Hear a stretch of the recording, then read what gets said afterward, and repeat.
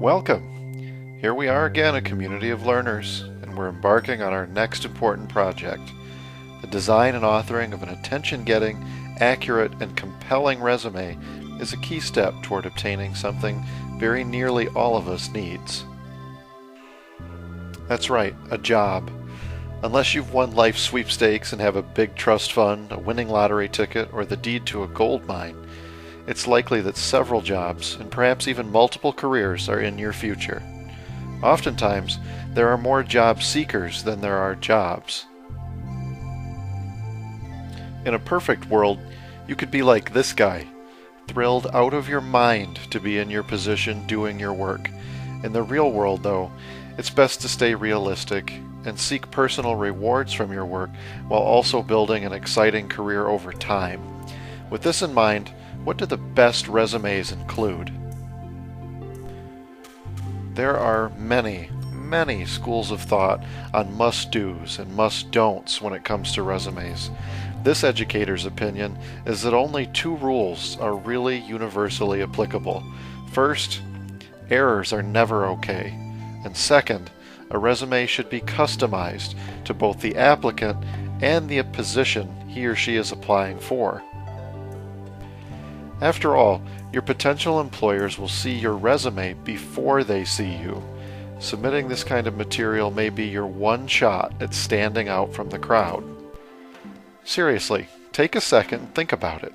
Do you see yourself as being exactly like everyone else? No? I didn't think so. So why should your resume be like everyone else's? Should you use a template, a cookie cutter? Not unless uniformity and therefore forgettability is what you're after. You're after a job.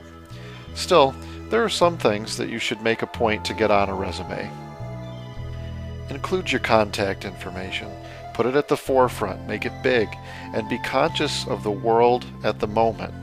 What you're seeing on this slide is a QR code, which can be scanned by numerous mobile devices and interpreted to reveal a website address, contact info, or other text. Should you include your info in simple English? Sure, but why not think outside the box as well? One of the questions I get a lot is, what about an objective? Should I have an objective? My other teachers told me we should have objectives.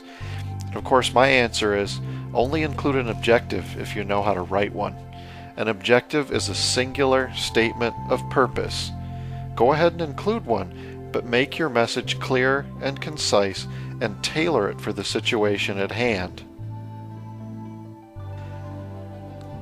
List your education from the most relevant and recent, going back only to high school.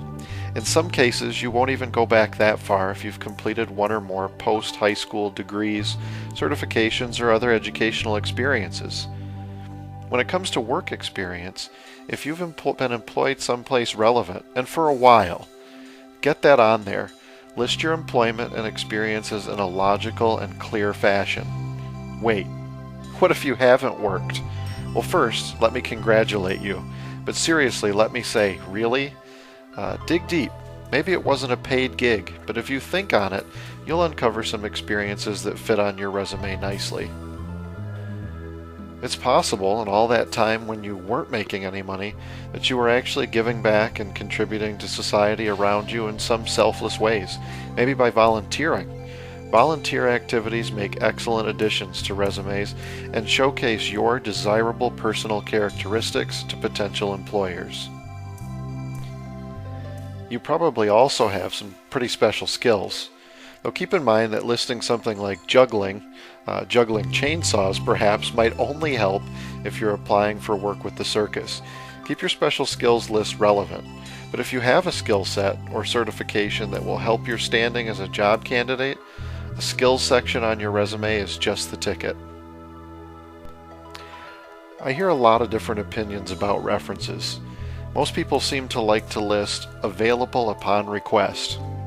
I see it all the time. You've probably done it. But let me give you something to consider, a question. If you're the hiring manager and you have two equally qualified applicants, one who went ahead and included her references, and one who's given you an added task, the task of requesting those references, who are you calling first?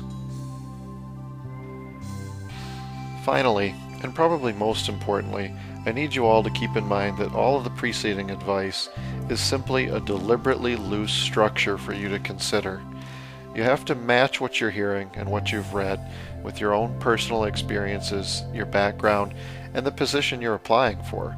Take a look at the rubric, take a look at the other resources, and apply what you've learned to the design of your own resume. Think of this as an opportunity, and use this opportunity to blow up your old resume, throw it out, start from scratch, craft something brand new, unique, and memorable, and above all, try and have some fun.